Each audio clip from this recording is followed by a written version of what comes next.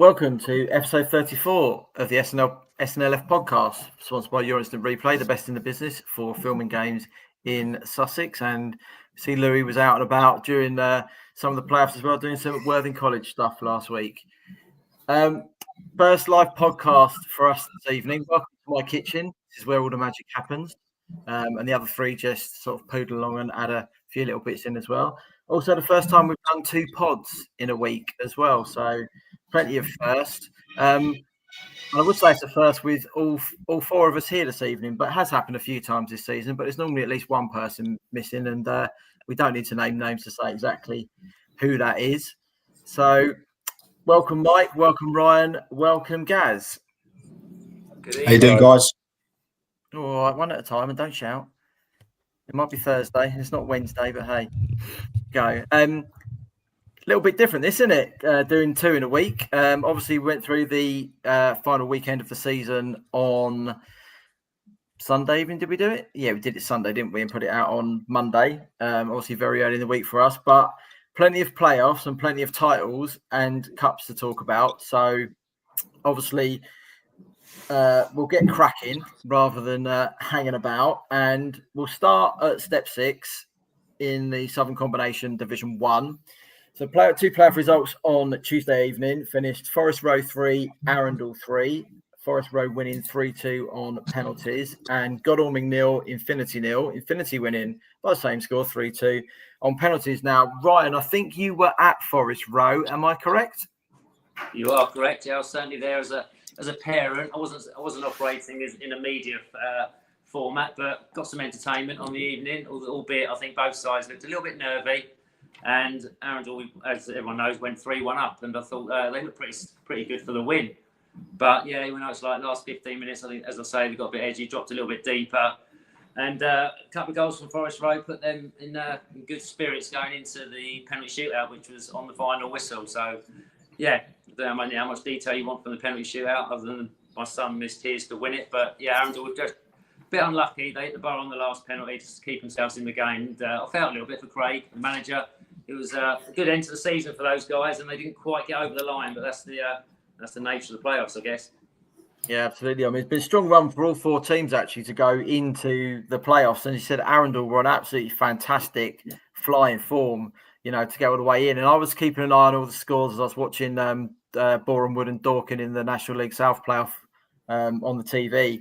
And, you know, watching the scores going in, when I saw Arundel with 3-1 up as well, having already won 3-2 at Forest Row earlier in the season, I thought, I think they're going to do it. But, you know, obviously, credit to Grant and Forest Row and his players, they managed to get back into it.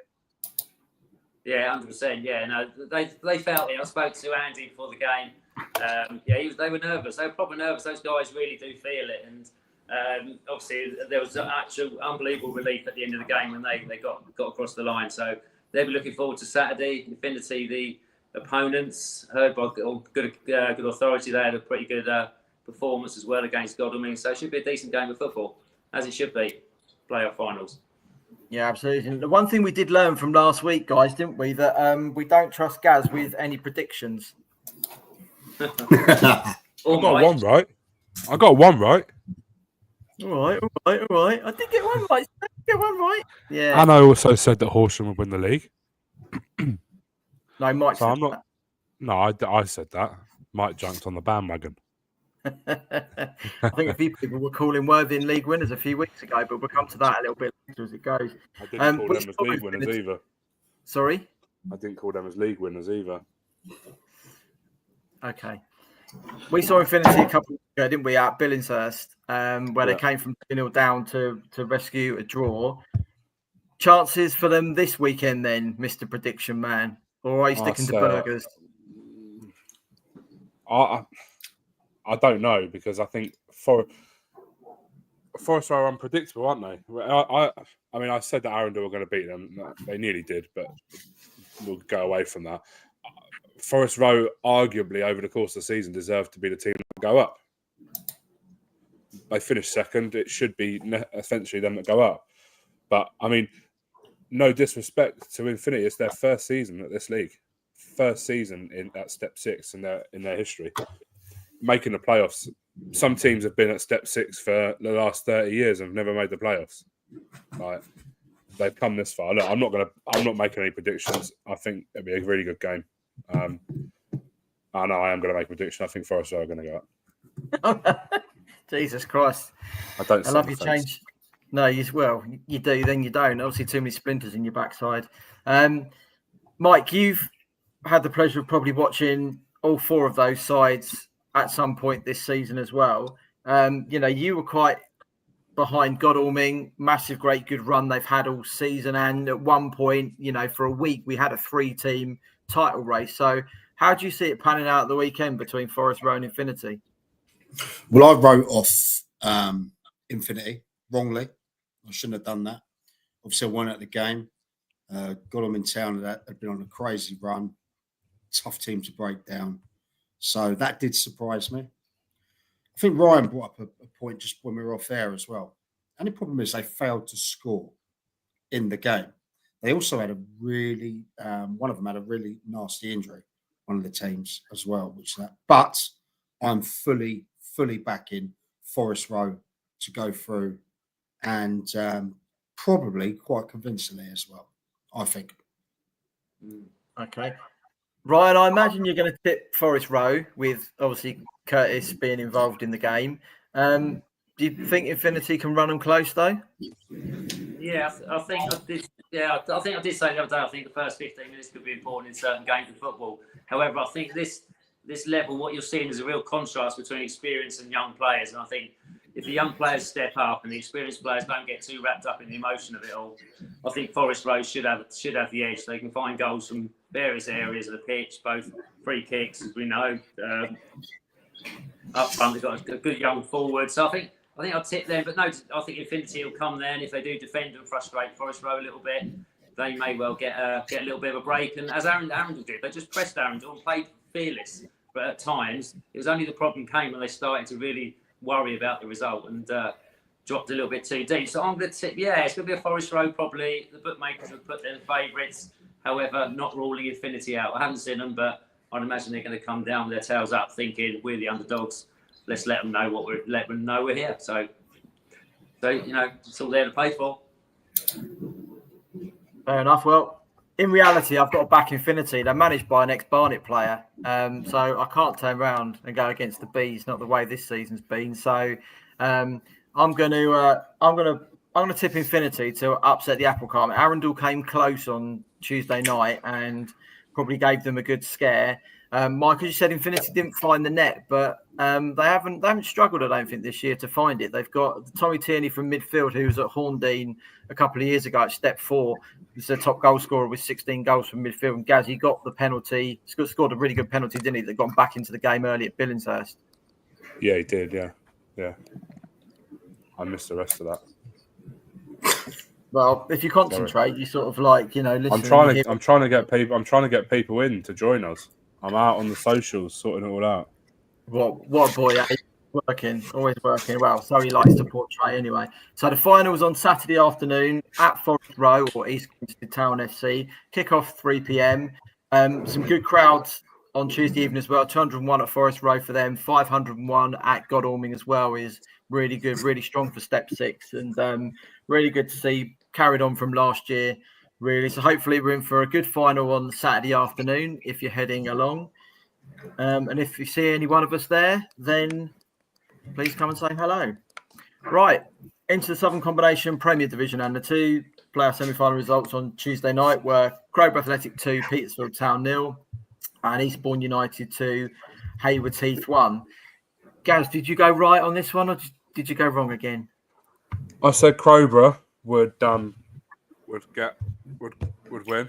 I said Haywards Heath would win. So Haywards Heath, I think, didn't you? Yeah. I said Crowborough and Haywards Heath. I was 50% there. That's about standard for you, isn't it? 50% there. Yeah. Someone's been tipping Eastbourne United for quite a few weeks to do rather well, and now they sit in the final against Crowborough. But Mike, this is the 5th time these 2 sides have met each other this season. Yeah, I mean, I actually watched the cup final down there where Crowborough beat Eastbourne United there. They're a good side, Eastbourne. A very, very good side technically. Crowborough on the day were just a better side. It's a one-off game. It's a playoff. You know, anything can happen. A dodgy decision, a mistake. It's fine margins at this level. But both teams are equipped to go up. But I'm still tipping Crowborough 100% because from what I saw at that cup final, they definitely had the edge, in my opinion. Is Ryan still up in the corner or has he disappeared? Because he's gone black on my screen. I've got a slight problem with the sound, guys. So if you are going to ask me a question, I'll have to just pull my phone a little bit closer. In that case, I'll come to you in a second, Ryan. Let me know. Gaz, Petersfield Town, obviously, we know have had a year away from the Wessex. The unofficial projections do show them going back at the moment, but obviously depending on what else happens, not just in the Isthmian League, but in the Southern League as well. The guys wanted to get in and have a playoff campaign, and they managed to achieve that, but Crowborough being just one step too far for them. Look, it's 90 minutes of football. You can't write either of them off. But yeah, I think Crowborough consistently this season have been behind Sussex, have been probably the most consistent team. They've held that second spot since Haywards Heath vacated it. But like I say, you can't count anyone off after over 90 minutes, and extra time or penalties, whatever it is. But you can't count them off. So I think it'd be a good game. The battle's already started on social media. I've seen the two social media managers for both clubs having a little bit of back and forth with regards to AI generated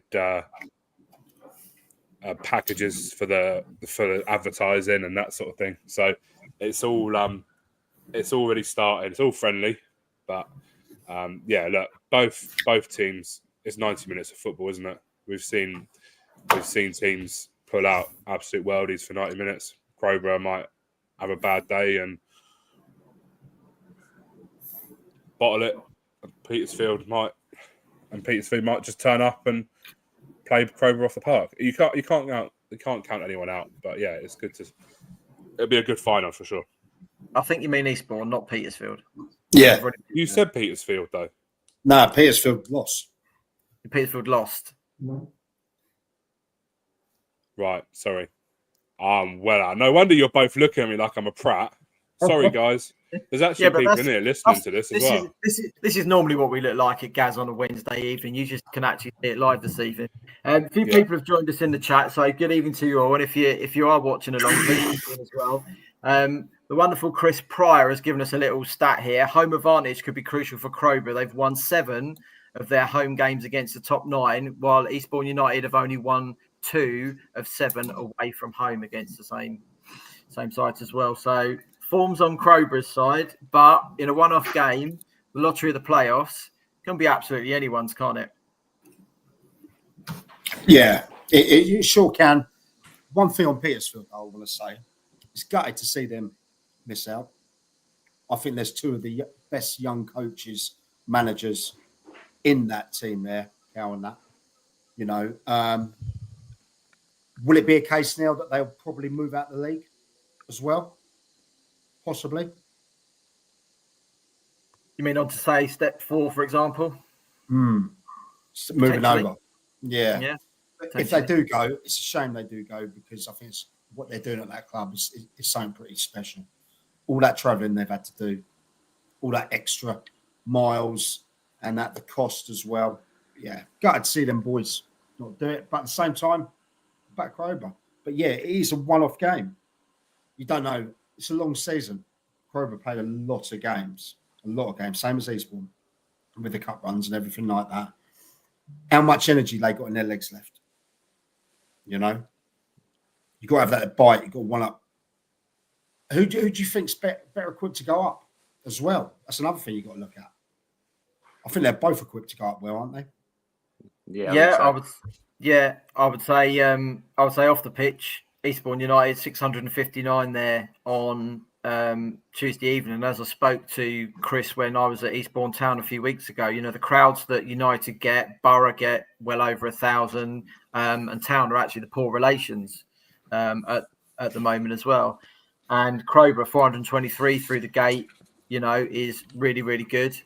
So I think, and on the pitch as well, both clubs have shown that they deserve to be where they were, second and third in the table. Haywards Heath, no one knows what could have happened if things hadn't changed mid-season, whether they'd have hung on, whether they'd challenged Hassocks, and we'll talk about that a little bit later when we get to the titles and that. But potentially the best two sides in the division after Hassocks this year, or the two most consistent maybe, that are in the final. And I think, and from a point of view of how I like to go and watch games, different teams at different levels and stuff, I'd like to see Eastbourne United go up because they've not reached that level before. Just gives that fresh look, fresh impetus.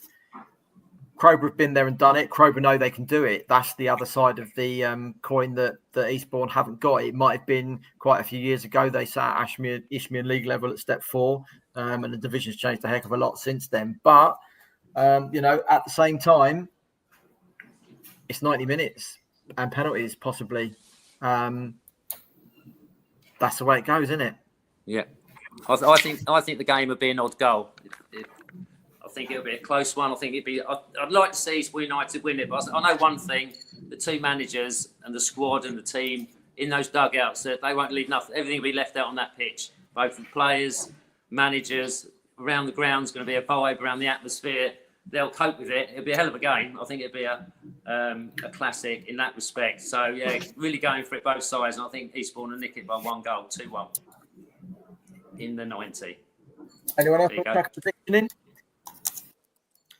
I'm going 2-1 Crowborough. Mr. Prediction Man? I'm going to go, just to mix it up, 2-1 Eastbourne. Okay, I'm going to go 1-1 and Eastbourne United to win 2-1 on penalties. 2-1 on penalties? Yeah. There's some nervy penalties there. I mean, they're missing. Quite a lot by the sound of things, but let's see what happens, shall we? Yeah. As it goes. Right, the final is actually on Sunday at 3 p.m. at Crowborough Athletic. Chris Pryor, who's going on Sunday? Not me, I'm afraid. I'm driving to Blackpool.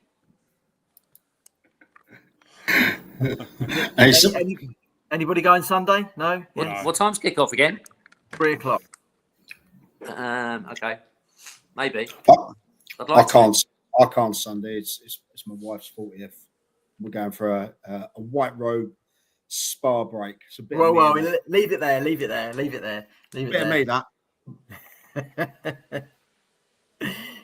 Fantastic. So, bizarrely, the game's on Sunday, though, when, as far as I know, the majority of the Step 5 finals, if not all the rest of them, are on a Monday. So why it's Sunday, I've got absolutely no idea. Not that it would have made any difference anyway.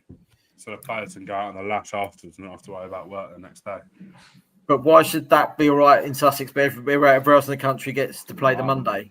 And it's Monday last year as well.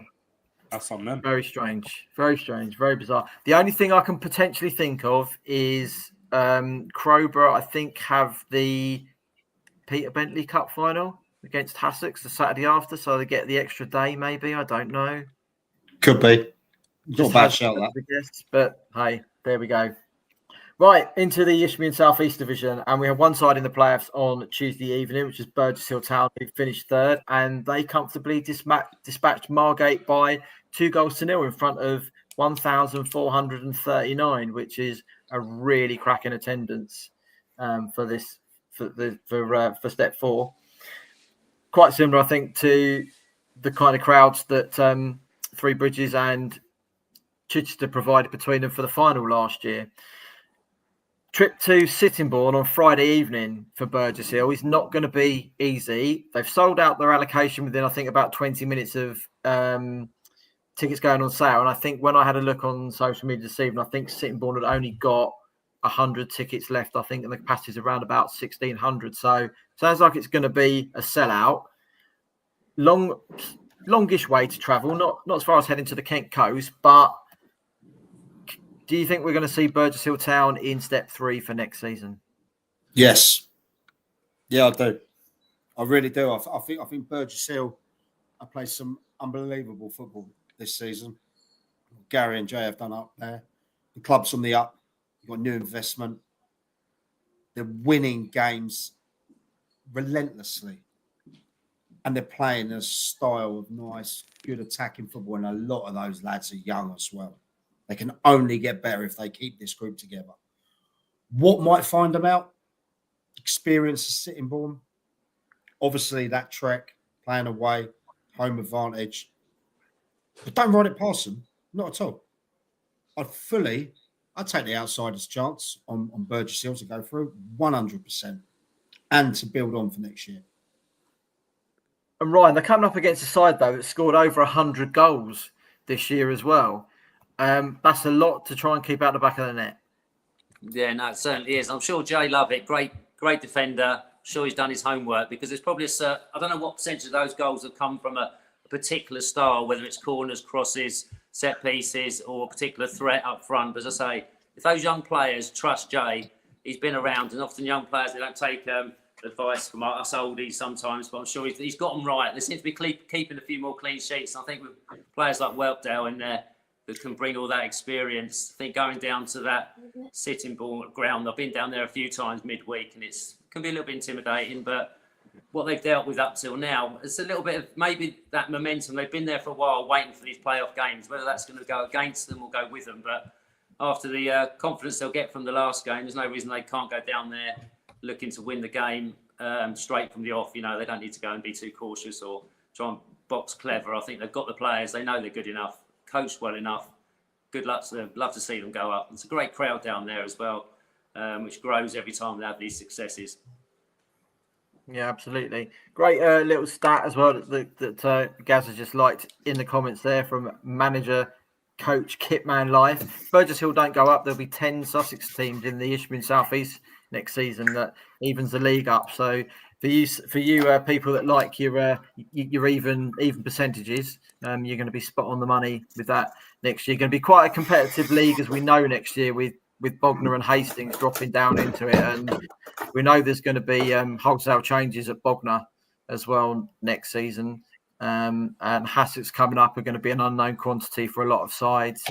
And obviously you've got the experienced sides that have been in there and done it for a while. And whoever out of Burgess Hill and Sittingbourne don't go up next season, you'd expect to be at the top end again, along with Margate quite comfortably. It's the old County League One coming back in full circle. Go on, Mike, you were going to say? No, it was me. They drew on Good Friday, didn't they? They drew on Good Friday, 1-1 at Sittingbourne, didn't they? Did indeed, yeah. So I think it could be down to sort of a penalty shootout, effectively, in my opinion. I think we're going to see a lot of penalty shootouts this weekend. Mike? Sorry, Mike. I'm not as confident as that. I don't think that want to go to the wire at all. I think they get the win, get it done. Simple as that, really. And then kick on with a big pre-season that's got to be had if they do, moving forward. But yeah, that is an interesting stat, though, what Kitman brought up. Because we made a lot of talk, didn't we, at the beginning of the year about how these Kent-sized clubs and that they were sort of dominating all the way through. Some say a few bigger budgets and things like that. Yeah, it's good. It should be a levelled evening playing field now, especially with what you were saying with Hastings and Bognor and that coming down. Should be an exciting league. It really should be next season. Yeah, absolutely. I'm going to say it's going to be a single goal that settles it. I've seen Sittingbourne twice this year. I've seen Burgess Hill once as well. Burgess Hill were phenomenal at Stenning, and Sittingbourne were good value at both Sevenoaks and Littlehampton earlier in the season. So which way it's going to go, I don't know, to be honest. They're two very good sides, and I think this one's probably one of the hardest playoff games to call all the way through through this entire campaign. But then if you watch Boreham Wood against Dorking Wanderers on Tuesday evening, you'd have been swinging from one side to the other with who was going to actually go and win it.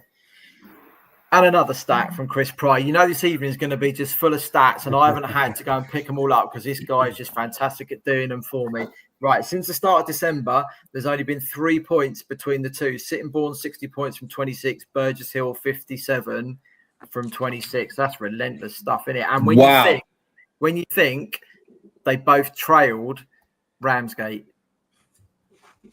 So you can imagine how far include if you include Margate as well, how far the top four were away from the rest of the division. So as much as it's lovely to see a side or two doing well, when you've got the competition that we had for the playoffs in the Southern Combination Premier Division and in Division 1 as well, that's kind of more what you want to see, that it keeps it more interesting all the way through the season. Those four sides were away and gone for weeks on end, especially Ramsgate and Sittingbourne as well. And Burgess Hill and Margate did really well, I think, to just keep up on the coattails of the pair of them.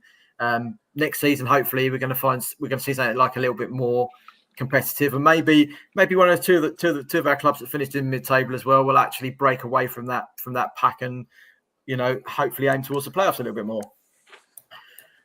Right, final game to round up in the playoffs is in the National League South, because we had no one in the Isthmian League Premier, although there were two cracking games last night. They played Wednesday. Dartford beat Cray Valley Paper Mill by 4-3 after extra time, with Cray Valley having been leading by 2-0, conceding a penalty, having a man sent off, and brought their downfall. And probably the shock of the night, Dover Athletic winning after extra time at Billericay by 2-1. Although Billericay's home form for the last probably 6-7 weeks hasn't been fantastic, you still would have expected them to have put the weekend behind them, where they finished second to Horsham, who were champions, and get through. But it's Dartford versus Dover in the final, which I think is on Monday, and an instant return for either of those two to the National League South to join Horsham. And in that division, they will also be joining Worthing, who lost by 2-0 against Maidstone United on Wednesday evening. I was at Woodside Road, Sussex Community Transport Stadium, whatever you want to call it, last night, and Maidstone were good value for their win. I wouldn't say disappointed with Worthing. They didn't get started from the word go. Gave away a sloppyish penalty in the first half, which Ben Brooks converted, and Maidstone pressed them for almost the entire 90 minutes across the pitch. The only time they didn't, when the Stones sat a little bit deeper, but midway through the second half, Worthing had a lot more of the ball, but they were really lacking in front of goal, really lacking. And I suppose it was disappointing when you look at maybe 4 weeks ago, they were top of the table, had a game or two in hand, and they've almost, as we've been saying for a few weeks, it was Worthing's title to lose, and they did lose it with Truro going up. So now, another season in the National League South. What do we think Worthing need to do over the summer to get themselves up after their third playoff heartbreak in a row? Gaz? Well, I think no, Mike can go. Well, I think they need a centre half. Certainly. I think they will lose players now. I mean, I went at the game last night. I was at the cup final. But did they miss people like Cashman that's been injured? To be honest, the front two didn't fire. Based on what I saw last night, neither of them are good enough for the National League South. Based on what I saw the night before in Borehamwood and Dorking, granted, that both clubs are further ahead in their history progression as to where Worthing are. But, if you're serious about going up, for me, players like Liam Nash shouldn't be sitting on the bench.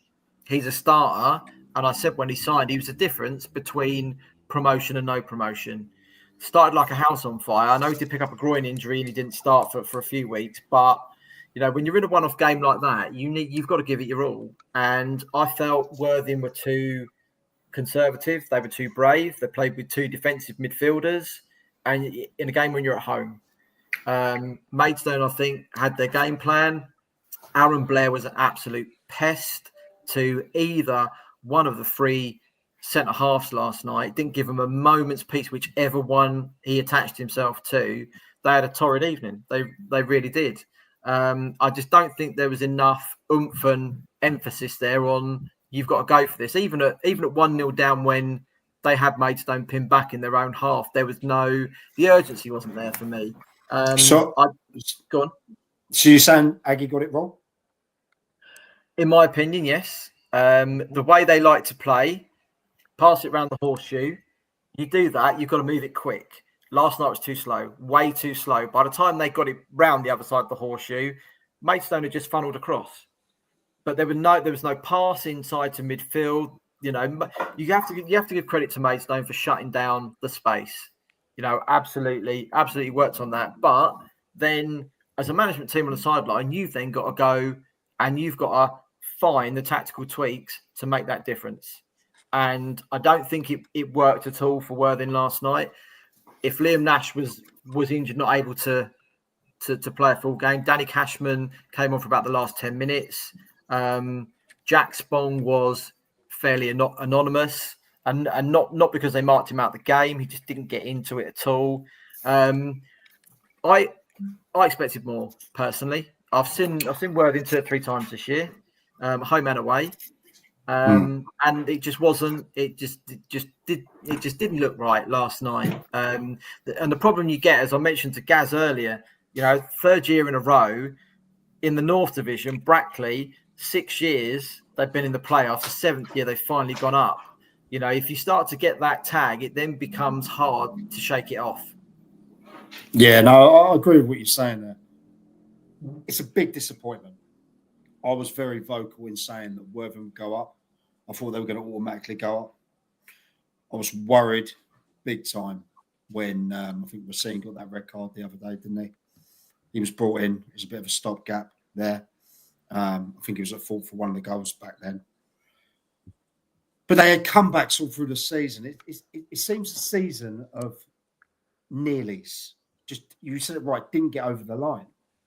I worry now. I worry they'll lose Cashman. They probably will. They'll probably lose Sprong as well.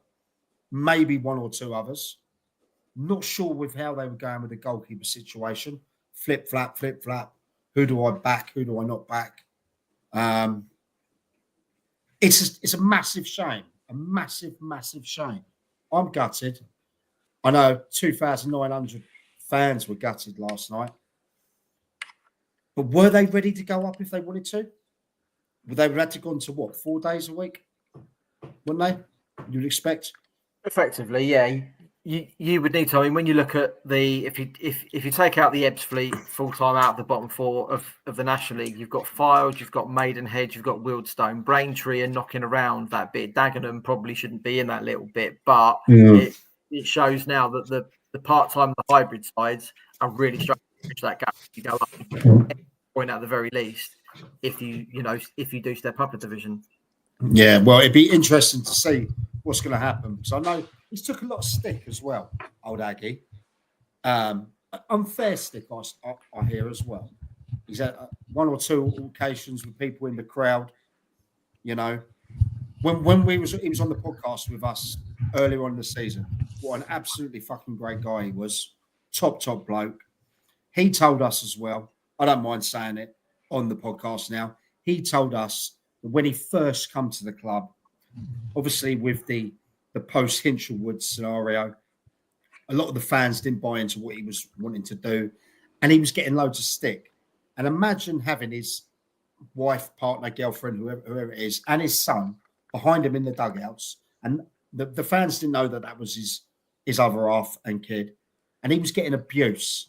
Yeah, I know it's part and parcel of the job, but I think Worthing fans, including myself, have to realise where we were 15 years ago, 20 years ago. Yeah, but at the same time, those fans have a right to actually say, well, you know, we got to playoffs, we've been pushing, we've been one of the best teams in the league all year.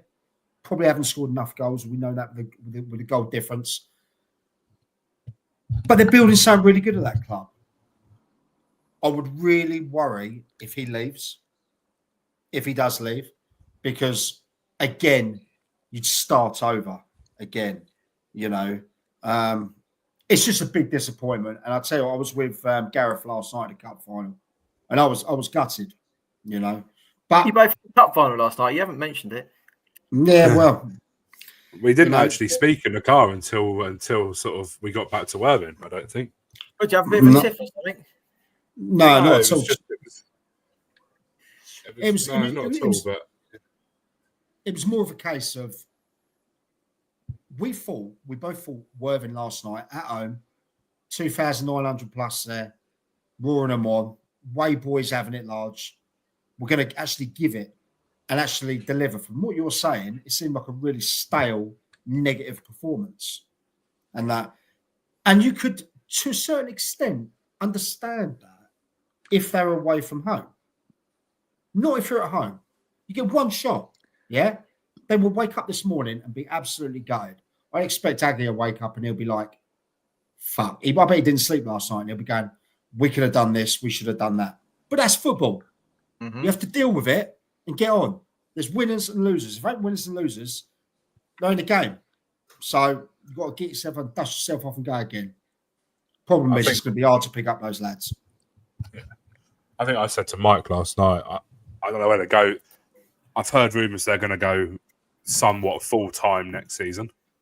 I hope they still do that in this league because it enables them to have that little bit more prep time, a little bit more time with the players. But I think if Aggie stays or whoever's there next season, they need a goalkeeper they can trust because there's clearly a trust issue with the two goalkeepers.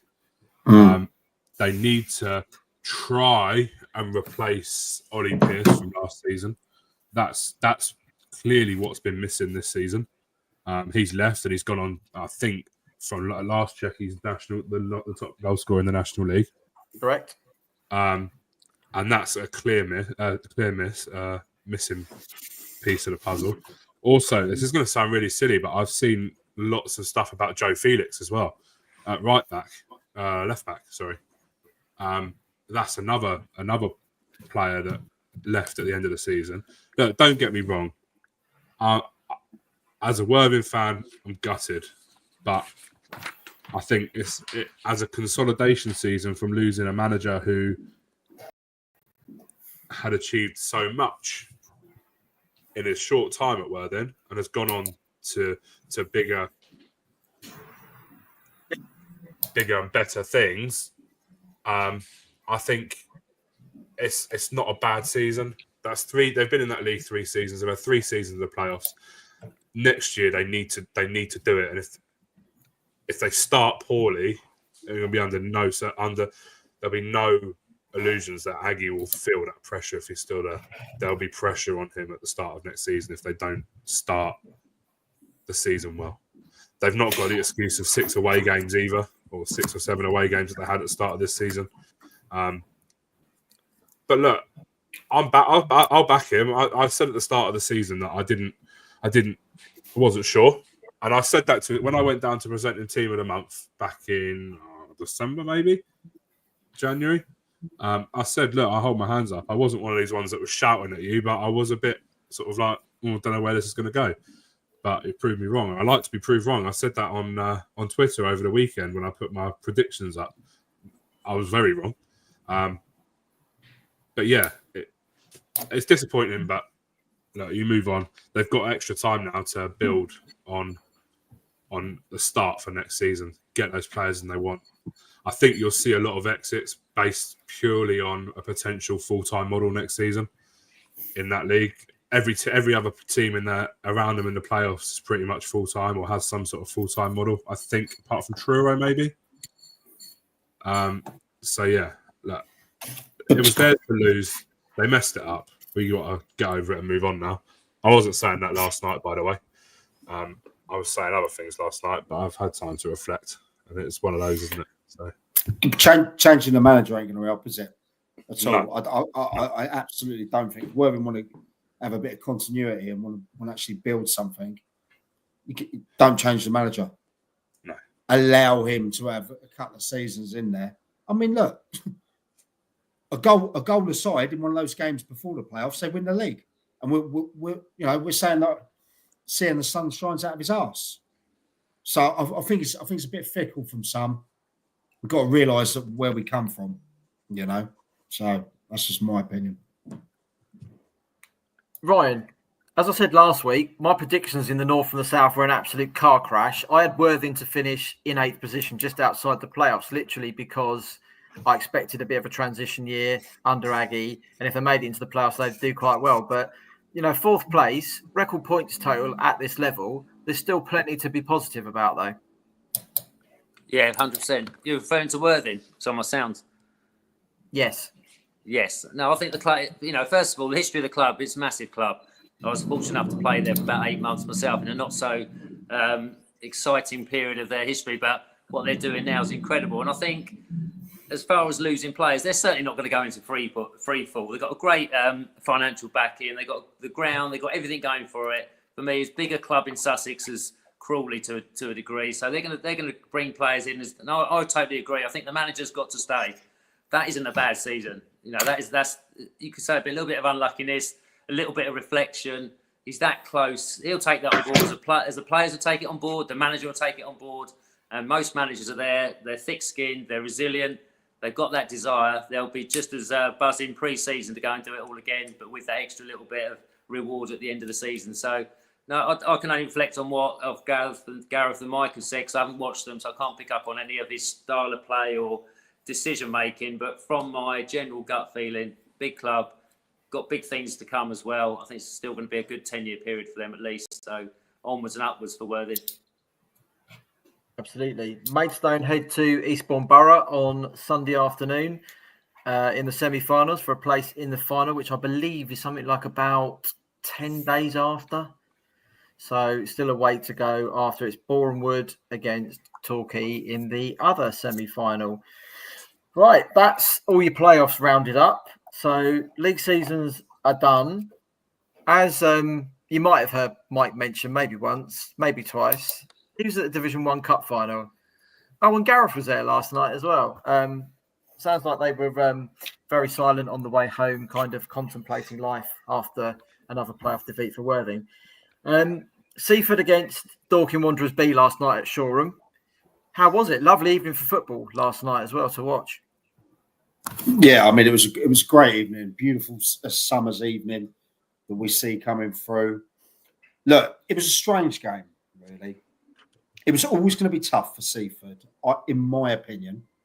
Firstly, let's get this clear, they juggled a lot of players around. Put it this way, like Shelley didn't even make the team sheet, okay? I know full well that their gaffer, Wisey, wanted to give some others a game. The whole season was about them getting promoted, and they won the league. So they can say that. That's what they wanted to achieve, and they did that. They made that happen. Dorking were decent. I tell you what, though, Dorking should have had a red in 10, 15 minutes. We were right down by the side of the corner, and he stamped, flying stamp as well. One of the Dorking lad, and the Seaford defenders got his back to the refs. You can't see it.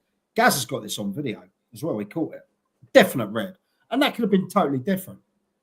It was a scrappy game from both sides. You can tell Dorking didn't really like the turf, which was slightly uneven at Shoreham there.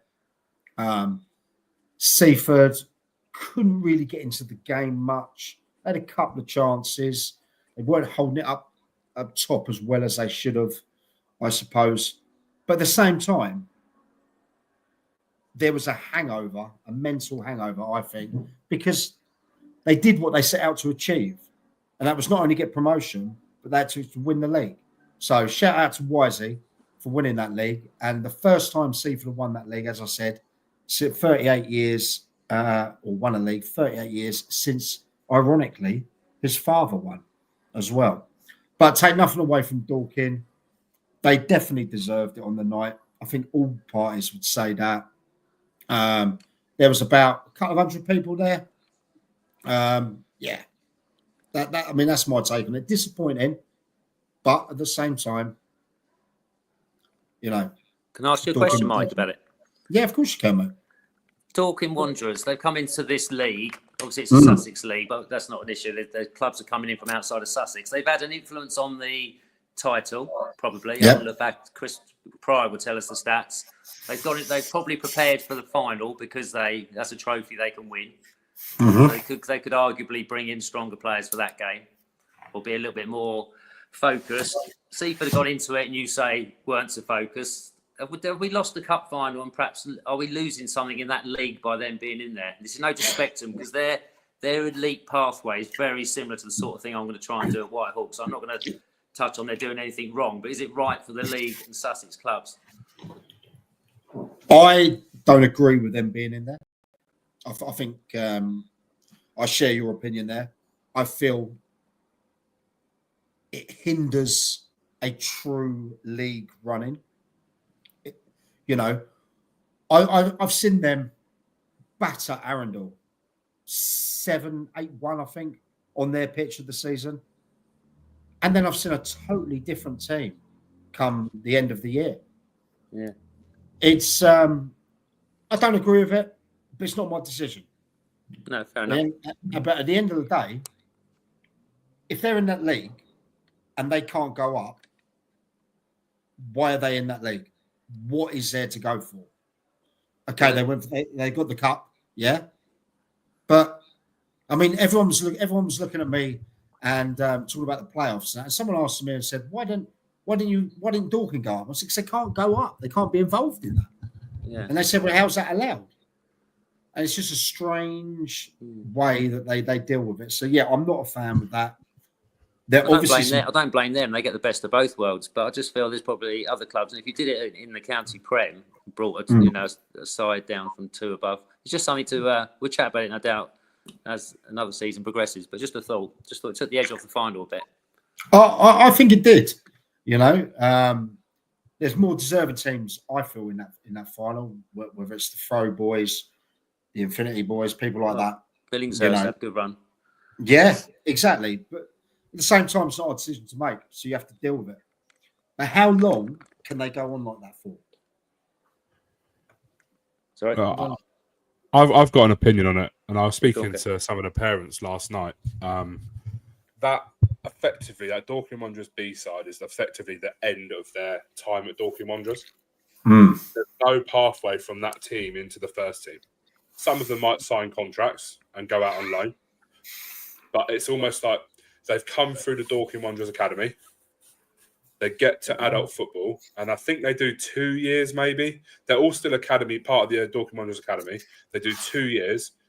And actually, I think it's probably better because they're not playing under 23 football. They're playing for adult football at an age where they could be playing under 23s football. That's my understanding of it. And I don't. You see it in Europe. You see your Barcelona Bs, your Real Madrid Bs playing in the second league of the second division in Spain. I don't really see a problem with it. That's giving those. There could be 35 players there that are going to come out of that Dorking Wanderers Academy and go into clubs locally, whether that be Isthmian League, whether that be County League. I don't see a massive issue with it. No, I'll tell you what I do think, Alex, sort of butt in there because I can't hear everything. But I think my idea about 5-10 years ago, I think Sussex, with my Sussex football head on, Sussex football needs an under-23 Premier League, 8-9 teams. That literally Eastbourne Borough, Crawley, all have under-23s maybe in it, and then you maybe have 5 or 6 clubs aspiring to get into it somehow through a pyramid, so that you've got that competitive football with the players at that level within that sort of Sussex bubble, if you like. That's my kind of idea, as opposed to clubs looking to use our senior football as perhaps the way into getting their competitive football. But I mean, for me, like we've sort of sat on it before and said we had managers say that under 23s football isn't where isn't almost worth it. Effectively, these players could be sat at Crawley Down Gatwick playing under 23s football, or could be sat, I don't know, at Forest Row playing under 23s football. They could be sat in these under 23s squad. Actually, they're getting first team football experience, which at 18 and 19 and 20 is vital, because then those players will be at an advantage to some of the players that are playing in under 23s football. I get where you're coming from. I'm adding a bit of a devil's advocate in there. Yeah, no, you're right. It is like the one thing that every manager wants is a player that's experienced at playing adult football. Or playing at least a level above, no disrespect to under 23s, but 80% of it may be players that are either too young or maybe just at the end of a period of aspiring to higher level, and they just realise they can't quite make it, so they just play some under 23 county football because it's there on a plate. So yeah, I just think if we took the level up a little bit and the quality, it doesn't matter how old you are. If the level and the quality and the physicality and the fitness, everything else is right in those 22 players, you can get a game of football, get a league that's competitive outside of men's football, if you like. Well, The do you know what's the only problem you've got is the National League would run their own. They don't run 23s. They've got an academy. Isthmian, I think, do run under 23s. So any clubs that are at those kind of levels will want their 23s to be playing against teams of that calibre and that level. No disrespect to any of our sides in the county league, but for example, say we'll take Chichester at the moment at step 3. Their 23s, if they've got the opportunity to play Isthmian 23s against the likes of Billericay, Cray, even the step 4 sides as well, they're not going to want to put them out against Wick, against New Haven, against Roffey, just literally because of the standards they're at, because they're not going to achieve anything by doing that. They're not going to get the experience of playing against teams that are going to play at the same kind of level as them. And again, it's just no disrespect to the sides lower down. It's just the way. That's why, Trevor, I'm reflecting on it being a Sussex-based thing. The problem came at Three Bridges when I was there. The Isthmian League was Margate. The only teams that put teams into it were quite a long way away. No kid's going to jump on at 17 on a train in Three Bridges to go to Margate because he can't get a lift. If it was in Sussex, if it was Worthing, Lewis, Crawley, the furthest north, Burgess Hill, players can make it to the games. The young players can make it. It's too much of a geographical, logistical problem for parents driving and everything else. The Isthmian League one, you're right on the football side. It's outside of how and where you get players. And you end up with a poor away team and a very good home team. I'll tell you one thing, one stat I'd like to hear, lads. How many of those over the last few years, how many of those Dorking Academy lads have actually gone through and actually took up contracts with the first team? Well, I'm going to be realistic at Whitehawk. It may be one a season if you're lucky. Does one a season then? If that is the number, let's just base it on. Let's say 2. Say 2 at best. Yeah, if you base it on 2, does 2 a season justify having an academy in that league? Yes, it does. Yeah, so potentially, not only is a financial saving of having players, you brought through your own system, but I think it's good for the club as well. It's good for the fans. I think we've heard it before with Steve King's been at clubs where he's just literally had no need to look at the academy or the youth. He's just gone out and got players, and fans notice it. They notice that, and they just realise they're going into a club where there's not going to be that homegrown talent. So yeah, I do believe in it. I think it can, but it is, you got to be realistic with percentages. But when you do get one, and if they stay in, we've seen these players that are putting in 100 plus appearances. They've invariably got a connection at the club, either by living close or working closely with people at the club. So my answer is yes, I believe so. 2% is actually a better percentage than Premier League is, because less than 1% through Premier League Academy and makes an appearance to the first team. So that 2% that Ryan's on about is actually better. Grant Hearn's coming to the chat. The Isthmians don't have a 23s. I know they did used to. They obviously have disbanded. It's one of those things, and we've talked about it on the pod this season as well, about the difference in between having a first team and no 23s, but you've got an 18s. And for example, that Dorking Wanderers is an absolute spot on thing. The difference between going in from the academy and then you going to have to play the National League South, or in terms of 2 seasons ago when Dorking were in the top division, the gap is massive. It's absolutely huge. And a lot of sides even in the National League haven't even got an academy, because especially the clubs that have dropped out the Football League where the funding disappears, the academy is the first to go to save money. And then you've got that massive gap. And when you want a player, because you've got an injury, you've got to go and ship one in on loan. Whereas if you can produce your own, I take, for example, the fact of Barnet winning the National League this year, going back up into the EFL means we get better funding for actually restarting an academy. But obviously that then takes years before it actually produces anything to come through. And the increased revenue you get from everything else as well allows you to put more resources into that if you want. And again, it's that whole skewiness of too much money at the top, not enough money filtering down in the right way to the right things. is where we get this bit in the middle where we've got a first team, nothing in the middle, but we're wanting an under 18 to then go and play, men's football. Some are able to do it, but your majority of your side, as I'm sure, Ryan, you'll probably find next season and in subsequent years, you're only going to get possibly 5 out of a starting 11 that you think may eventually make an appearance in the first team. Yeah, no, absolutely. There's an interesting development happening that I've seen now. I've come back into youth football with the JPL League. And I've got an under-15s that have reached the final. They're going to be playing against the Liverpool team at Macclesfield's ground later this month. And they've been playing in this JPL League Saturday mornings. They're playing against the Dartfords and the Surrey teams. And so they're almost getting that Isthmian experience, if you like, earlier than under-18. So they're coming... That could jump them forward a year or two, because club football, as we know, youth football on Sunday morning in Sussex, you can have, if you've got a really good side, you can have 70% of your games almost walkovers. So they've headed off into this JPL League. So, yeah, we're looking to sort of use that platform for sure, because those are going to be playing against potential elite players or semi-pro and higher players in the future. So that could be an interesting development. Grant, I've come across that league with my youth boys this year, actually. It is a very decent standard. It is what you probably call an academy standard in there. They are. The problem you do have, though, is, as what you said, they're playing Saturday mornings, and the rest of the youth play on Sunday mornings. So it's an experience for lads. Whether it take off or not, I don't know. But from the first season that I saw it this year, I thought it was very well run. They played on lovely pitches. Not a bad idea. Do you know what I think it's going to do? I think it's going to replace district football, which is sad. District school football used to be the hunting ground for scouts. It used to be you get the tie for your district area. You turn up in a shirt and tie. So the parents aren't part of it.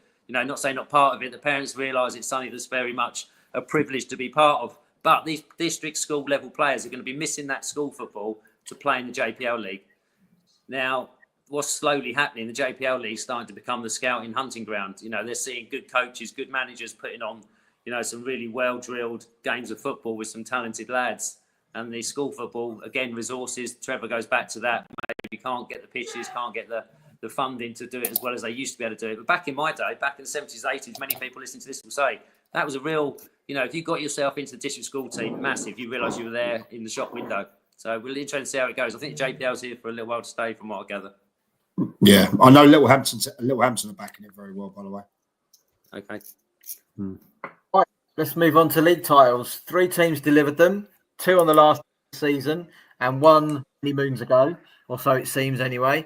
We'll start with Sussex, who delivered the first title, I think, in their 135-year history. And when you dig a little bit deeper, their 23s have won the league, their 18s have won the league. The 23s have made, I think, 2 cup finals, and I believe their under 18s are in one as well. When things are on the up, they're on the up, aren't they? Go on, Gav. Anyone? Yeah, they are. I think from the start, though, I think we've seen there's like a good when Pat came on. There's like a good feeling around the club, isn't there? So I think that helps. And they've been in and around sort of playoffs for the last few years, and it's just an extra step, isn't it? So, yeah, no, fair play to them. They've got something good going, and it bodes well to have that going into the start of next season. If you go in there if you get to start the season on a positive note, then I get it. It's a whole new season. But you start on a positive, end one on a positive, you're going to start the next thing on a positive, aren't you? I'll tell you another thing about Sussex as well. They've been greedy with trophies this year. I think the 23s picked up something. The 18s picked up something. Huh? I just said that. I'm glad you've been listening. Sorry, mate. I'll be honest. I just podcast everybody. None of this is rehearsed. This is what it's like every Wednesday. One of them doesn't listen to what I say. Yeah, well, to be fair, I just saw Man United score, mate. So I was quite happy with that. Yeah, one thing I will say on that is the Anne John Trophy that's played pre-season could have an interesting feel to it if Sussex and Burgess are in the same league next year. Yeah, very true. I mean, the other thing, Mike, I remember when we spoke to James and Lewis when we had them on the pod as well. You know, they didn't have a real main goal scorer. They had 5 players that scored over 10 goals. So there's there's probably 50% of your goal tally coming spread around the team. And I've always felt that if you've got goals coming from everywhere, although you can rely on a main striker to get you 20, 30 goals, when he goes for a little bit of a dry spell, if you've got other players that can pick up the mantle elsewhere, that's the sign of a good side that is going to win the title. Yeah, I agree. I mean, Alex Fair, what did he get? He got 19, didn't he, Alex Fair? And Farrell got 20, I think. But like, if you look at the top of the league in there, I think it's Harry Forster of Crowborough. He's got 26. It's hard to find that man, isn't it? That 25 goal man out there. You know, I know Zion McLeod, he got away with it playing a lower league there.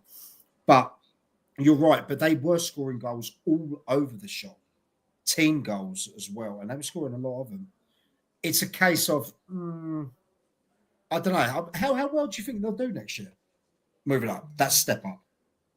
I think they'll do all right. I think they'll look to do what Broadbridge Heath have done the last 2 years, the 9th and I think 14th place finished this year, and they'll look at that, and they'll look at Eastbourne Town as well, where they finished. I think it was about 15th or maybe slightly higher than Broadbridge Heath. I haven't had a chance to check out the table, but they look at those kind of clubs and they go, that's where we want to aim for. And if we get a bit higher than that, fantastic. I know well.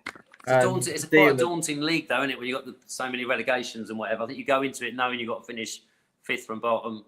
And you look at the size, you're going to have to get in and around. But I think Sussex, they've got a great work ethic in their team, and I think that's a great fitness level. I think, you're playing Saturday to Tuesday in tough games. I think I think Broadbridge Heath is a good sort of guide, if you like, as to how they'll do, and I think they will mirror their seasons to a certain degree. But whether they can get those any big players in, they're not going to have a big budget. They're going to have some sort of budget, so that maybe will help them. But he's going to have to pick in players, bring players in that are going to work in that system that he's got, which is quite, I wouldn't say it's unique, but it is a certain culture there. As you say, it's gone right through the club, so they'll be keen to get that right for sure. But they'll be fit. They'll start sharp. They'll start the season well, and I think they'll get enough points on the board. I feel like Chris Pry's working away like a little hamster on a running wheel, sitting behind my laptop, because what he's coming out with for me, honestly, is absolutely fantastic. Eastbourne Town finished 15th, I went far wrong, and Hayward Heath for 13th. I was a place out. Sussex, though, 97 points, dropped just 18 points all season. Best home record, best away record, best home attack, best home defence, best away attack, best away defence. 16 clean sheets. That's crazy. More, 101 goals. I mean, that is a sign of champions. Yeah, absolutely. I mean, you can't knock what they did at all. So, mate, credit to the boys there, those Westlake lads. They are top fellas. They are.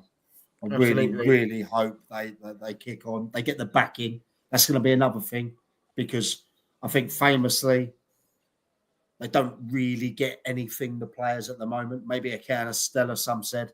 But compared to some budgets and things like that, and we fully believe that is the case. They're going to have to surely dip into, Pat's going to have to open up those pockets somewhere, isn't he? Yeah, someone's got to. Right, moving on to our second side that secured a title, and on the last day of the season, Horsham. But before we come to the football, Gaz, what I want to know is, Horsham dipped from first place in the Burger Wars. What have they got to do to retain their crown for next season? Well, they'll be undoubtedly they'll have the best burger in the National League South, but not in Sussex. No, because I don't know. There was something different about the Stenning burger. I'll be honest with you. It had the grease element. It wasn't as dry as the burger you get at. But don't get me wrong. It's not a bad thing. It was 0.1 of a point between the two of them. So I tell you what, we'll start afresh from next season, shall we? Are you going to proper spreadsheet next year rather than having to listen back through 30 off episodes to work out what your point score was for each club? Yeah, absolutely. Yeah. I think we should put criteria out. I think we should put a table on the website, the burger table as well. Yeah, we can do that. Well, Trev can. I don't know what I'm doing, but Trev can do it. Yeah, I can quite easily do that, but you actually have to get to enough games and eat enough burgers. I to did make it 60 worthwhile. games this season. Don't give me any of that bollocks. But I'm on 75 already, so Yeah, I have a 1-year-old and an 11-year-old. Your kids are much older. I've done 10. have a violin for that. 10, that's quite good for you. That's impressive. The difference is, though, lads, I was on the sideline as well, wasn't I? So, yeah. Anyway, let's not I was on the sideline. I don't like watching behind the goal. Anyway, let's not have who's got the bigger dick contest. Let's crack on. Who's got the best burger was what I was asking. You just had to lower the tone. Next season, we're going to go again. We're going to go again next season, and hopefully, I might even get Jarvis Brick will come up. Hopefully, they got a nice burger. Try and get there. There'll be a plan to it next season. This season, it kind of sort of stumbled across my lap, but next season, back stronger. Right, there you go. You've heard it. It's on the audio. It'll also be on the normal podcast channels, hopefully this evening, if not tomorrow. Gaz is actually going to have a plan for next season. This is the first time in about 12, 13 years that I've known him. Gaz is going to have a plan, so this could all go terribly wrong. Anyway, let's get back to the football. Horsham, we can remember back in November, I think it was, with themselves and Chichester in around about 14th and 15th place going across. These guys are looking a bit closer towards a relegation fight than anything else. And here we are on the 1st of May, Horsham champions and into the National League South for the first time ever. Yeah, I think Dom's done an absolutely incredible job there. He's been there 10 years now. He's took them to heights that the Lardy Army probably did never expect that they would be getting to. When I called them to win it, it was a bit tongue-in-cheek. I know they were on a hell of a run. I thought that the cup games would get the better of them and that it might fall at the last hurdle. At the end of the day, they had to win 5-1 in the last game of the season. Would they win the league by 1 goal? Was it true? Mm-hmm. Yeah. You know, and take nothing away from them. They've done incredible this year. Absolutely done incredible. But they're going to have a big pre-season now. They're obviously going to have to expand on that team because that team's going to need strengthening naturally. But they would be preparing for this. I'll tell you what would be a good eye-opener is that cup final. Was it next week? The old Sussex senior one. You know, Littlehampton. They'll want to fancy that, but you could see Horsham potentially establishing themselves in the league above, build on that for a few years. Hey, opens up a few more derbies. Yeah, I think as well, they'll look at, Gaz, the likes of Chesham, who've managed to finish halfway up the table. Infield survived on the last day, but were out. Once they got to grips with the division, they were outside the bottom 4 for a fair while. And also Salisbury and Hornchurch as well. The sides that went up last year haven't done too bad. And that's the kind of thing you've got to model yourself on. Yeah, absolutely. They'll take everything they can. Sorry, I've just seen a note in there to say Billy Wood has left Lancing. Just confirming it as well on Twitter. Billy Wood has resigned from Lancing. You carry on with Horsham and I'll have a look. Anyway, I think Horsham are going to. I think they'll aim for just outside the relegation, but I think they'll surprise a few teams. You just got to look at what they've done at Dorking for the last 2 years. I get they know there's players there that have played for Dorking under Mark, so they have got a little bit of an inside sort of scoop, but ultimately they can compete at that level. That's why they finished top of the league. Billericay at one point, I think, were running away with it. No?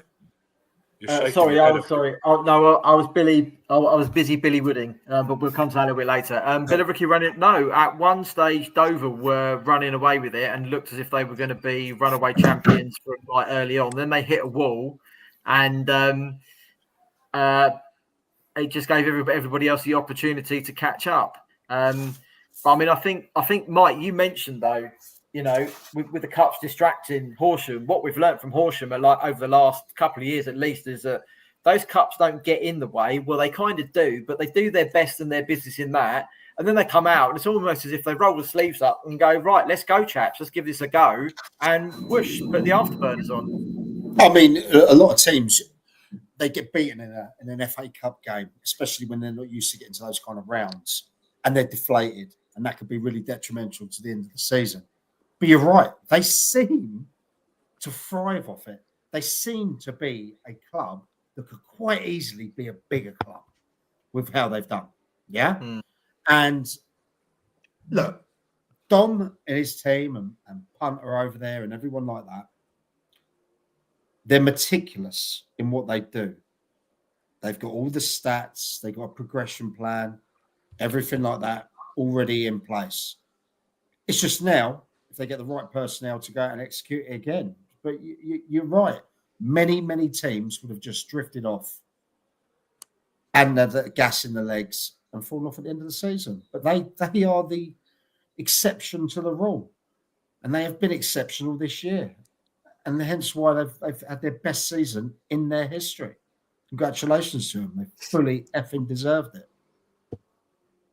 So, as we mentioned earlier, lots of derbies. The A24 derby is now going to stretch from Worthing through Horsham into Dorking. It's going to be a little, and if Eastbourne Borough manage to stay down as well, obviously we'd like them to go up into the National League. There'd be a nice little four-way go over the bank holidays and Easter and Christmas, I think, for those four. Otherwise, I think those the fixtures between Worthing, Horsham and Dorking will be split over those weekends. Right, on to the very final one, who also secured their title on the last day of the season. Ryan's tip for the Division 1 title, Seaford Town. Did well, didn't they, Ryan? Yeah, they did, didn't they? I think, they kept themselves focused in amongst the Forest Road, dropping a few points, and it was close though. It was close in the end. I think I imagine they deserved it. Mike's been and watched them. I didn't, but I know Wisey's got them well organised. I know some of the players down there. Interesting, James Rhodes, our experienced player in the middle of the park. I think he had a good balance down there, and just the home pitch, it's got a little bit about it. It's quite a bit of a fortress, and it must be a great season for them. Great part of history. I always remember Seaford, they were never one for winning leagues and trophies back in the day, but he's brought that club forward, and I think they'll go into the Prem, and I'm sure they'll look forward to the challenges and playing against sides back in a division they feel part of. Mike, when you finish runners-up in the playoffs, there's only one place you can go one better than that, and that's champions. Yeah, exactly. Look, Seaford had a great season. They battled for it. But one thing, take nothing away from those throw boys, because I tell you what, at one stage, it could have gone a few stages to go either way. They've got a great team as well. Of those throw, and I fully expect them to go up. I really do. I mean, I know his dad's on the thing, but Curtis is would he banging 22 goals? I'm looking at the moment. Burgess got 16. But going back to Seaford now, they grind it out. I know Wisey was thinking every game, the next game. And do you know what? From a neutral's point of view, it was fascinating to see the ding-dong battle between Seaford and Forest Row. But there had to be a winner, at the end of the day. And either of those would have been fully deserved to go up. They both got absolutely quality players. Seaford, you look at, I think Callum Collar, he got 24. Beaconsfield got hit 20 or 20 plus as well. Defensively, both teams are very, very solid. But this season, we'll see for Town season to win it. Okay? But as I said, I fully expect the Throw boys to go up. Just like I expect Man United to go through. Now they're 3-0 up at half-time. Have some of that. No one's bothered. Congratulations to Hassocks, Horsham and Seaford Town. We're looking forward to seeing what you will do next season in your new divisions. Might only be like 5 days since the season finished, but crack on and sign some players and get going. and let's see what happens. Right, our last team of the week, sponsored by Singers Roofing Specialists for April. Me and Gaz decided to put it to a vote this week, which we don't normally do. We normally have a little conflab between ourselves, but we put it between the two title winners, Horsham and Seaford Town. Gaz, you put your poll on Instagram. How did yours come back? Oh, you could have bloody warned me.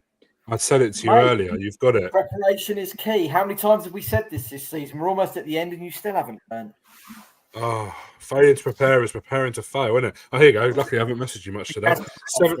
Horsham got 71% of the vote to Seaford's 29% of the vote.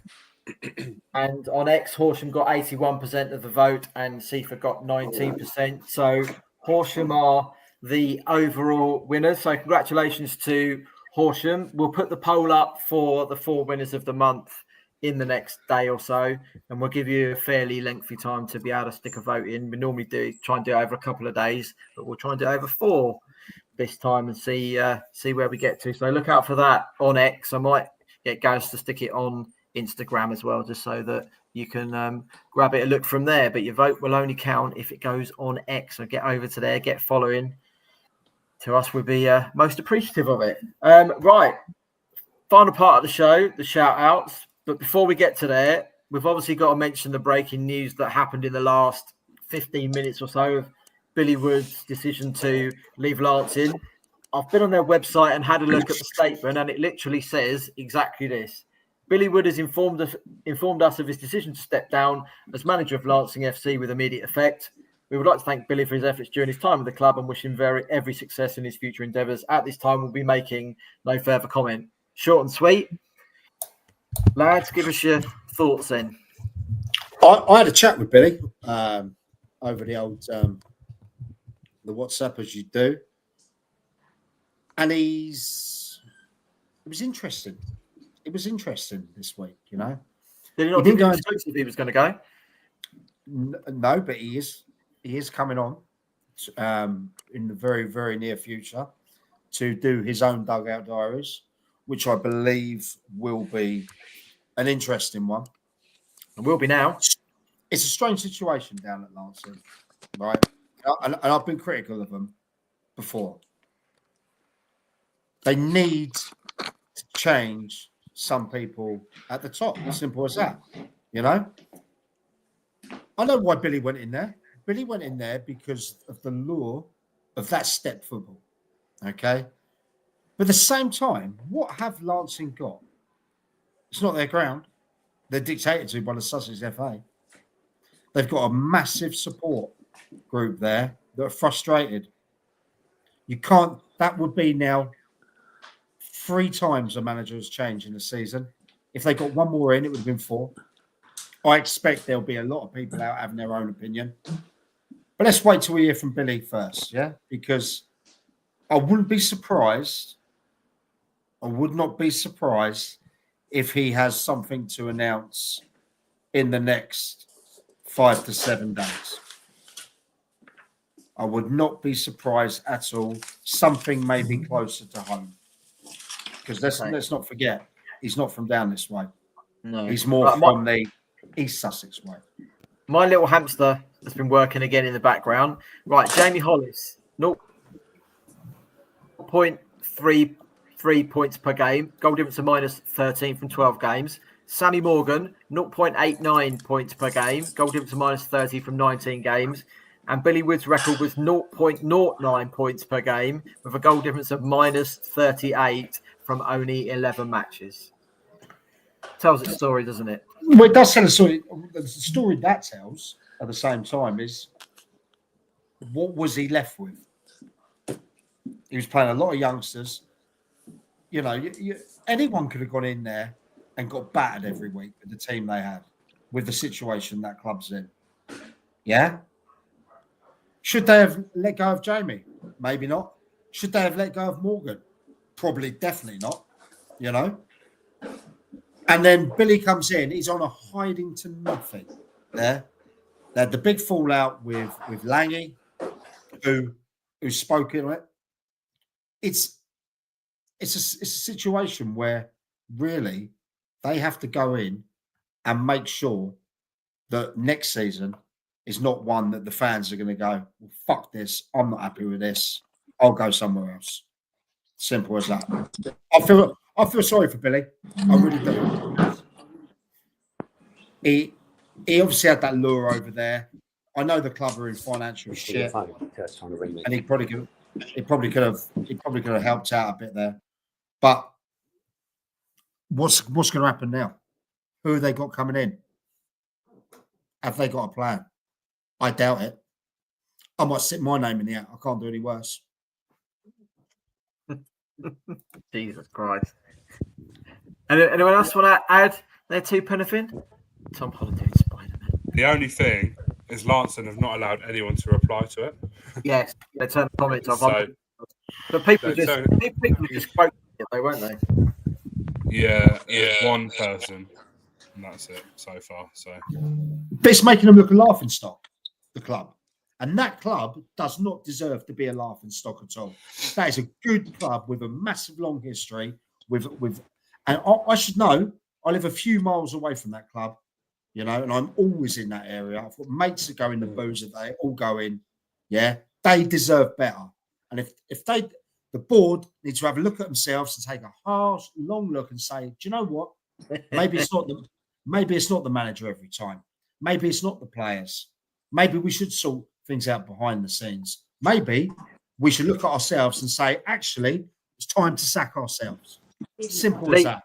Lee Penn has made a great point, though. We don't need to look at Lancing. I heard he's banned. Cheers, Lee. Hope you get back from Budapest all right with your one knee, mate. Fantastic. While we're on the subject of managers, Alex Harris back at AFC Uckfield Town, where I thought he would end up. And obviously this afternoon as well, on Thursday, Dave Baker going at Montpellier Villa. Who's going into Monty V, and where's Dave Baker going? Well, you've lost 3 of the biggest characters in the county leagues and the leagues today. You've lost Billy Wood, you've lost Dave Baker, and you've lost Jason Mines. You know, 3 absolute nutcases. That one has not been confirmed yet, though. I've not seen anything. What one hasn't been confirmed? Minesy, I've not seen it come out Well, from Pagan. On his own Twitter, he come out and said the club have decided to let him go. We'll wait for the official announcement. Well, look, to be fair, he don't do nothing official, Jason. So look, if he's come out and said that, because I think his words were he's going to come out and be a scratch golfer. And good luck to him in there. Again, huge character. Davey Baker, what's happening to him? Where's he going? Lancing, yeah. I also had a voice note from the mighty Dave Baker today, and he's going to go and enjoy this weekend because it's someone's birthday or something like that, and he's going to reflect, recharge his batteries, and he says there's another big job left in him. So, Davey, if he waits till Monday when the Football League are finished, there'll be EFL jobs available then. Wow, look, this is the start, lads, of the merry-go-round. This is the start of everyone talking about different places that they're going to be going. The Shoreham job, that's another one. It's definitely going to stay at Loxwood. What else is going on around there? You know, because, for example, that Shoreham job, that could be a massive job for the right person with the right backing. Whether that happens or not, that's another thing. But look, you'll probably lose 1 or 2 more managers in the next 3, 4, 5 days. You know, you know how it is. But teams and clubs will already be talking. And luckily, we have enough ears around all these grounds between us, and we have enough trust in people that tell us information that possibly isn't needed to be told, that we keep to ourselves until it is delivered at the right time. So we got you. But buckle up, boys. It's going to be bumpy. There you go. Rumour is Langy for Lancing manager in the comments. Someone's chucked his name in the hat already. I'll text him later and ask. Do you know what? If that is true, I'll get Langy on the phone now, because I tell you what, because he is gold. Love Langy hate Langy, you listen to Langy because he speaks how it is. He's a proper geezer. He's a proper lad. He's also a fantastic player as well. There we go. Right, just before we wrap up this live performance, anything from anyone else they want to chuck in the mix? And that includes anyone that's listening. Put your questions in the comments for the next 5-10 minutes and we'll do our best to answer them. And I'd just like to say that I've just taken up a sponsorship deal with our new company. We're rocking it here. Bang. New style apparel. We're going to be talking about more about them in the coming days and weeks. They're going to support us in a very good sponsorship deal.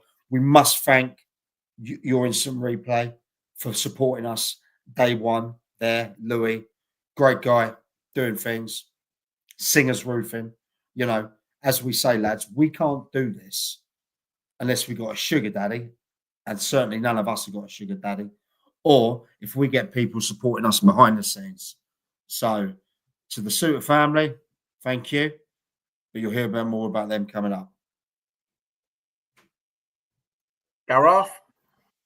I ain't got anything other than Chris Pryor. Biggest surprise of the season. Can I answer this for me? Can I answer this? Yeah. Biggest surprise of the season, there's two for me, and that's Infinity and Reigate Priory. Because I know what Reigate Priory. I had the pleasure of speaking to Dale Wyatt on a Dugout Dory, one of the first ones. You know, he's not everyone's cup of tea, that lad. He's my cup of tea, definitely. But he's not everyone's cup of tea. But he's worked on basically resources of a Step 7 club, and established himself in Div 1.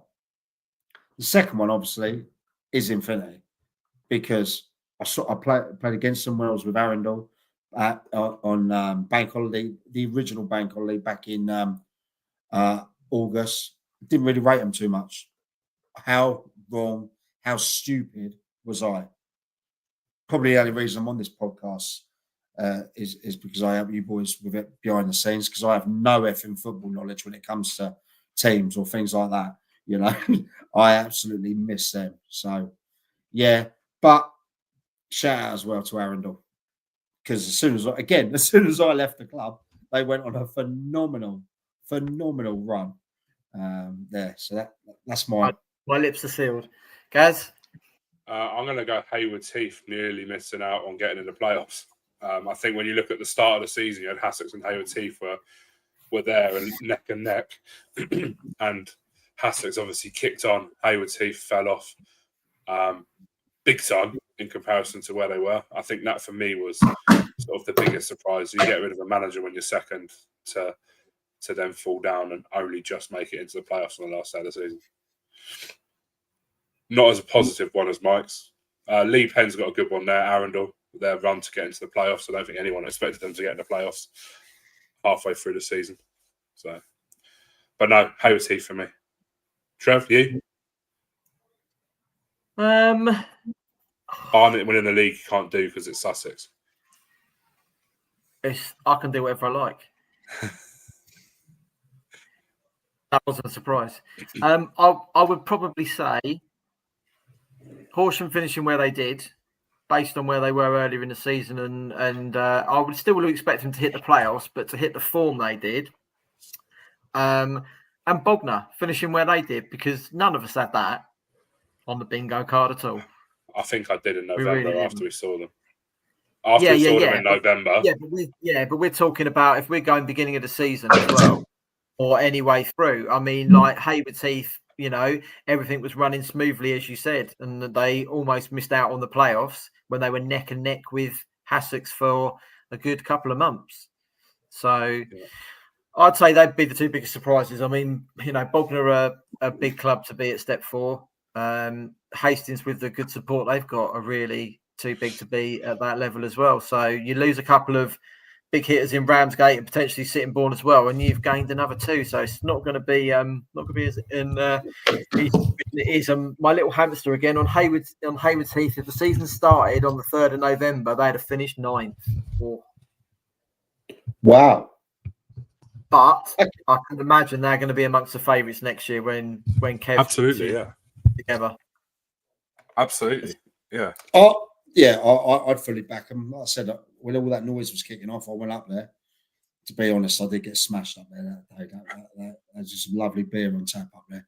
But not hit smashed. He got smashed.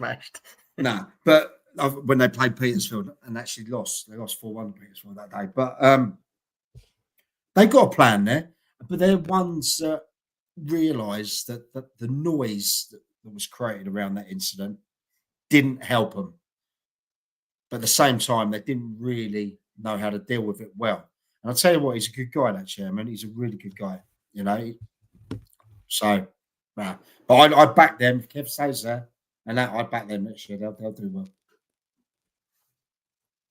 Well, I'm just having a little watch to my left. Horsham are getting their trophy presented at the stadium this evening. Obviously, the Isthmian League couldn't work out how to get it in 3 different places on Saturday afternoon, so they've had their own little celebration at the Fusion Aviation Stadium this evening with everyone doing a little lift and players in their kit. So there we go. How lovely. Right. But almost the last time this season. Where are we all heading at the weekend or next week? Can I have one little shout out as well? Just quickly. It's a bit off. Shout out to 2 teams quickly. They're not really friend. B and Dons, they got won about 4 or 5 trophies. I know they're not in the steps we cover, but it's a great achievement. And the BCOB boys, they just got won the treble as well. It's just outside our leagues, but they're worth a shout for getting 7, 8 trophies between them. Phenomenal. Excellent. Right, let me try again. For the penultimate time on the podcast this season, where are we all heading this weekend or into next week? I'll tell you where I'm heading, mate. I'm heading to Bailiff's Court to get my spar on with my wife. Use yourself to the bailiffs and go, we done. Bailiff's Court, get a spar on with my wife, and that I'm just going to chill out, have it. It's her 40th birthday. She looks 26. She's a stunner. It's all good. She's going to look even better in that robe. It's like he's had a very tough paper round. Yeah, well, you know what I mean. I must have something going for me. But at the same time, yeah, that's what I'm going. No football for me. Hence why I was at the cup final last night. Luckily, I was with someone happy like Gareth, not someone unhappy like you, mate. Yes. Yeah. We have this conversation every week, and every week I tell you, mate, I don't know. I got a busy weekend, to be fair, so we shall see. But if anyone wants to see Mike in a skimpy white robe, you'll know where to go at the weekend, don't you? I might just go live there, mate. Yeah. I think I might do that. All I can say is Bailiff's Court is just down the road from me, so I'm glad I'm vacating the area for the weekend. Where are you going, Trev? Saturday, I'll be at Forest Row against Infinity. Yeah, that'll be one hell of a game. Yeah, I imagine Ryan will be there, although now he's disappeared off the screen. We'll have to catch out in the WhatsApp group. Then off to Fylde on Monday for the Bees Championship party up in Blackpool. And you're going to Blackpool for that? Yeah. We're playing about 20 minutes away. So 2 nights in Blackpool, Sunday, Monday, games on Monday, come back Tuesday. So it'll be a good 48 hours on the beer with the Bees. And then obviously we'll record the last show of the season, bar the season reviews, next Wednesday. But I'll be at the Senior Cup final on Thursday for Horsham against Littlehampton. Oh, can I ask one thing, Trev? Sorry. While you're in Blackpool, can we get a burger review from you from the £1 burger guy? Mate, we got Miller and Carter booked in, so we ain't going anywhere near burgers. I've been to that one. I've been to that Miller and Carter. In Lytham St Anne's? Yeah, been there. Superb. I love Miller and Carter. Yeah. It's great. Yeah, but you need to balance it up with a £1 burger from the £1 burger guy in Blackpool. No. I'll give you the £1 for it. Jesus. No.